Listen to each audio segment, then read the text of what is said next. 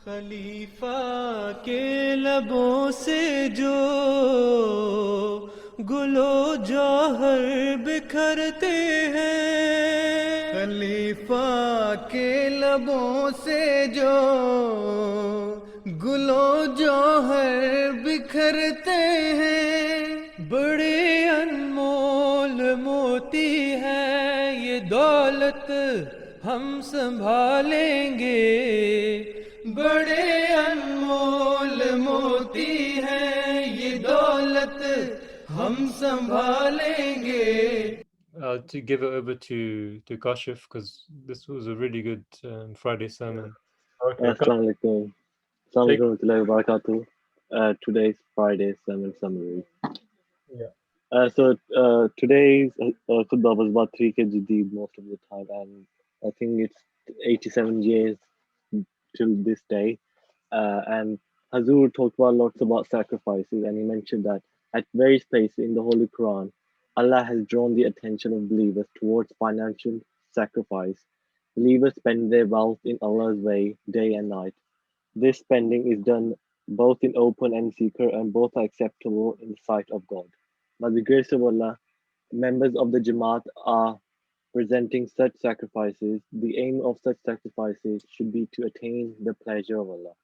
If they are done as a show off for others, they are not worthy of being accepted and are rejected by Allah. The sense of competing in good things, however, this competition should not be done with the intention that what will people say if what people will say if we stay behind. We may have the intention that we will try to go further than others in financial sacrifice to gain the pleasure of Allah, or may do so with intention of gaining the praise of Hadhr Khalifatul Masih. However, if a person does it for praise by others, for gaining influence among Jamaat and office bearers, such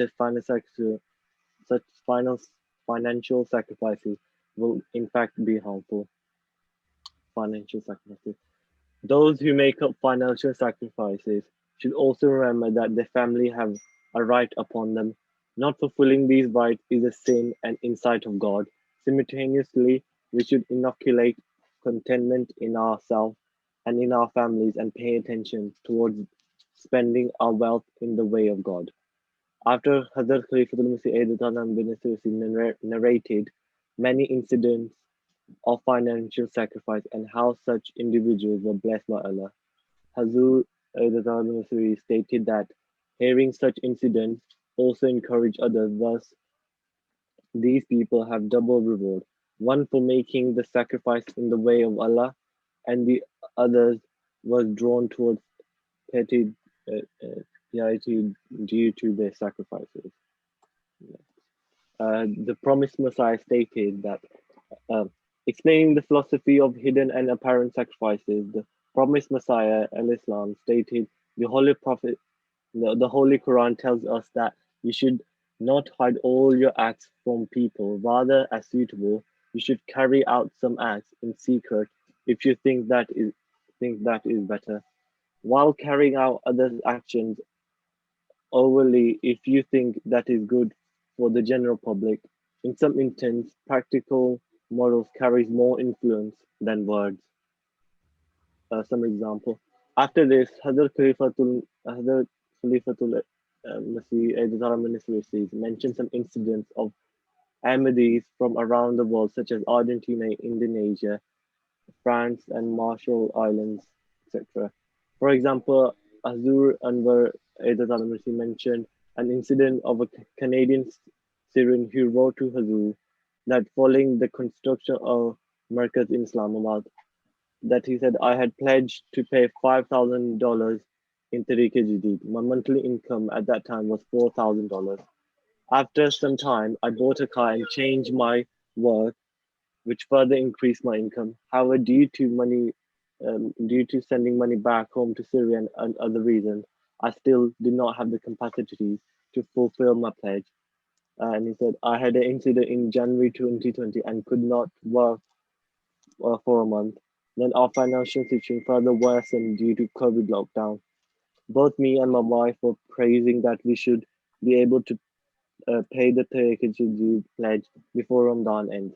Then I left driving taxi and started the work of food delivery. I started receiving income from sources that I never even imagined. My monthly income grew to $9,000 and I was able to pay my pledge even before Ramadan started. That was just an example, and that's the end of the summary for this Friday sermon. Jazakallah. Jazakallah.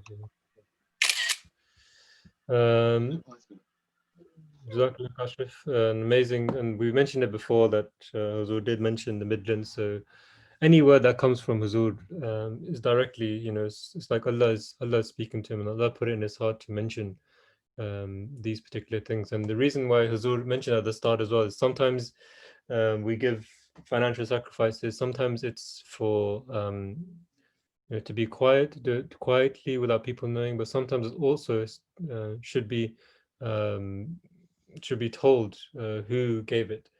And this is one of the greatest reasons why Huzur always mentions who came first, second, third, is to encourage other members to give more.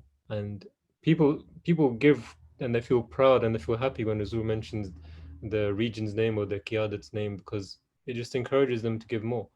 Hopefully, that's not the reason why we do it for the pleasure of Allah. And Huzur made that very clear. But the Quran speaks about these two types. Many times, sometimes we give sadaqah, we just give it like that. Sometimes we tell our family members, look, I gave this much, I think you should give it as well. Sometimes it's really good to give sadaqah or any charity, because these days you can even track your charity and you can see where it goes and you can see the person you're actually helping.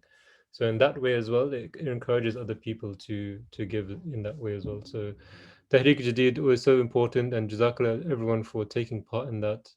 Everyone gives within their own capacity, but I do encourage, as you heard today in Nuzur's khutbah, that people literally they started from renting houses, and then they gave more and more chanda and Tahrik Jadid, and they got to the level of having their own house, buying their own cars.